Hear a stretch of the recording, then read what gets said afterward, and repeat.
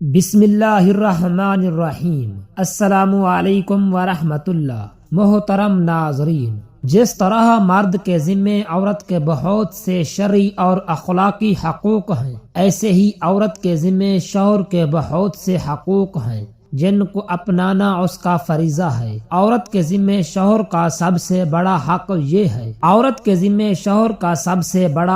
یہ ہے کہ جب اس نے اپنی ذات شوہر کے سپرد کر دی ہے تو اس کی ہمیشہ حفاظت کرے اور اس سلسلہ میں خیانت کا ارتکاب نہ کرے۔ شوہر چاہے حاضر ہو یا غائب، یعنی کہیں سفر پر گیا ہو، کسی اجنبی مرد سے تعلق قائم کرنا اعلیٰ درجہ کی خیانت اور بدعہدی ہے۔ ظاہر ہے کہ جس مرد نے عورت سے نکاح کیا ہے، اس کا ایک مقصد غلط جگہ سے نفسانی خواہش کو چھوڑ کر جائز اور حلال جگہ پر پورا کرنا ہے۔ اس لیے شوہر کو جب کبھی اس کا تقاضا ہو تو اس کو اس کا موقع دیا جائے اور اس سلسلہ میں بلا وجہ کوئی بہانہ نہ بنانا چاہیے۔ رسول اللہ صلی اللہ علیہ وسلم کا ارشاد ہے کہ اگر شوہر تمہیں اپنی ضرورت پوری کرنے کے لیے بلائے اور تم روٹی اور توے پر بیٹھی ہو، تب بھی تم اپنا کام چھوڑ کر اس کے تقاضے کو پورا کرو۔ اس کا بھی خیال رہے کہ خواہش پیدا ہونے پر دن میں بھی صحبت جائز ہے، کوئی حرج نہیں۔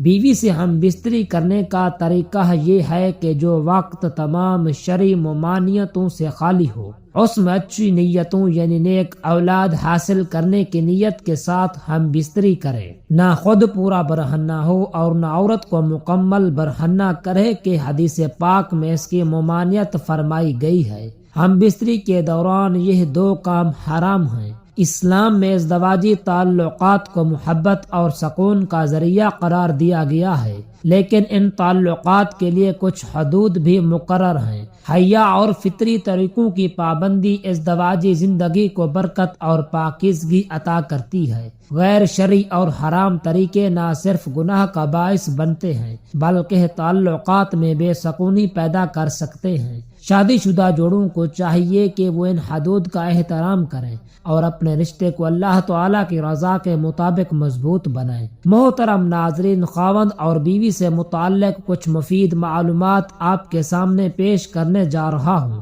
تمام دوستوں سے گزارش ہے کہ میری ویڈیو کو مکمل دیکھیے گا۔ محترم ناظرین، آپ سے بیوی کے تعلقات میں کچھ ایسے ایمان ہیں جن کو ہم معمولی سمجھتے ہیں جو شریعت میں سنگین جرم ہیں۔ کبھی کبھار لگتا ہے یہ بے حیائی کی باتیں ہیں، لیکن یہ بے حیائی نہیں ہے بلکہ یہ شریعت کا علم ہے جس کا ہمیں پتہ اور معلوم ہونا چاہیے کہ ہم بستری کس طرح کی جائے اور ہم بستری کا اسلام میں طریقہ کار کیا ہے۔ اسلام میں ازدواجی تعلقات کو پاکیزگی اور محبت کے ساتھ انجام دینے کا حکم دیا گیا ہے۔ شوہر اور بیوی کے درمیان ہم بستری کے دوران کچھ اعمال حرام قرار دیے گئے ہیں تاکہ تعلقات حدود شرع کے مطابق رہیں۔ یہ دو کام ہم بستری میں حرام ہیں۔ نمبر 1، جس کو میاں بیوی کے تعلقات میں معمولی سمجھا جاتا ہے، وہ یہ ہے کہ بیوی کا اپنے شوہر کو ہم بستری سے انکار کرنا،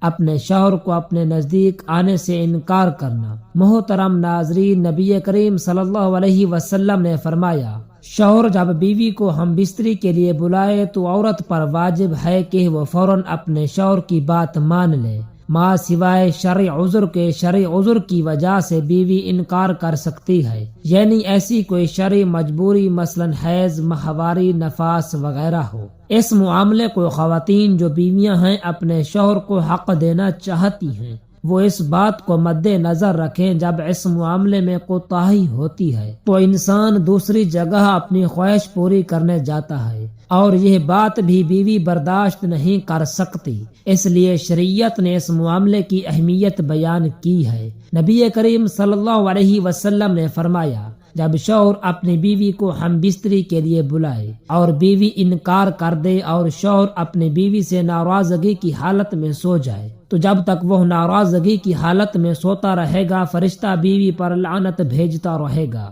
نمبر 2، جو میاں بیوی کے تعلقات میں عام طور پر ہوتا ہے، تو اس کو معمولی سمجھا جاتا ہے، وہ یہ ہے کہ حیض کی حالت میں اپنی بیوی سے ہم بستری کرنا یا ایسی جگہ سے کرنا جو غیب کی ترکیب ہے۔ نبی کریم صلی اللہ علیہ وسلم نے فرمایا، جس شخص نے حیض والی عورت سے ہم بستری کی اس نے شریعت کا انکار کیا ہے، جس نے یہ عمل کیا اس کے لیے شریعت نے کفارے کا حکم دیا ہے، اور یہ بہت سنگین جرم ہے، لیکن اس کو لوگ سمجھ ہی نہیں پا رہے اور اس بات کو کوئی سیریس لینے کو تیار نہیں کہ نکاح سے پہلے اس کے آداب اور ازدواجی زندگی سے متعلق سیکھا جائے۔ محترم ناظرین، ہم بستری کے بعد سونے سے قبل وضو یا غسل کرنا لازمی ہے، لیکن جب بات شریعت سیکھنے کی ہے تو وہاں کیا ہے جس کی ہمیں شرم آ رہی ہے؟ دنیا کی بے حیائی میں شرم نہیں آتی، لیکن شریعت سیکھتے ہوئے یا شریعت کی بات کرتے ہوئے ہمیں شرم آتی ہے۔ تو ناظرین، بیوی سے ہم بستری کتنے دنوں کے بعد کرنی چاہیے؟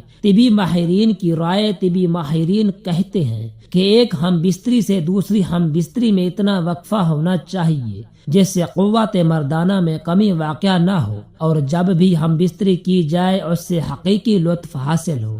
حقیقی لطف حاصل ہونے سے مرد کی جنسی قوت کمزور نہیں ہوتی اور عورت بھی مطمئن اور خوش رہتی ہے۔ طبی لحاظ سے 3 سے 7 دن بعد ہم بستری کرنی چاہیے۔ 3 دن سپرم بنتے ہیں اور 4 دن بعد تحلیل ہو کر جسم کا حصہ بن جاتے ہیں، کیونکہ دن میں 2 بار یا روزانہ ہم بستری کرنے سے چند ہی روز میں شدید کمزوری کا مرض لاحق ہو سکتا ہے اور اکثر جوڑوں کا پانی ختم ہو جاتا ہے، جوانی میں گھٹنے آواز کرنا شروع کر دیتے ہیں۔ اس نقصان کی کسی بھی صورت تلافی نہیں ہو سکتی، خلاف ورزی کرتے رہنے سے آخرکار افسوس کرنا پڑتا ہے۔ زیادہ منی کا اخراج بار بار نہیں ہو سکتا، کیونکہ یہ چیز انسانی جسم میں وافر مقدار میں نہیں بنتی۔ طبی لحاظ سے 4 سے 7 یوم بعد ہم بستری کرنے سے جسم میں کسی قسم کی یا کوئی کمزوری نہیں ہوتی، وہ قدرتی حقیقی لطف حاصل ہوتا ہے، تمام زندگی تک مختلف امراض سے بچا جا سکتا ہے۔ محترم ناظرین، اب آتے ہیں اپنے موضوع کی طرف۔ عورت کا دودھ اگر منہ میں چلا جائے تو کیا نکاح ٹوٹ جاتا ہے؟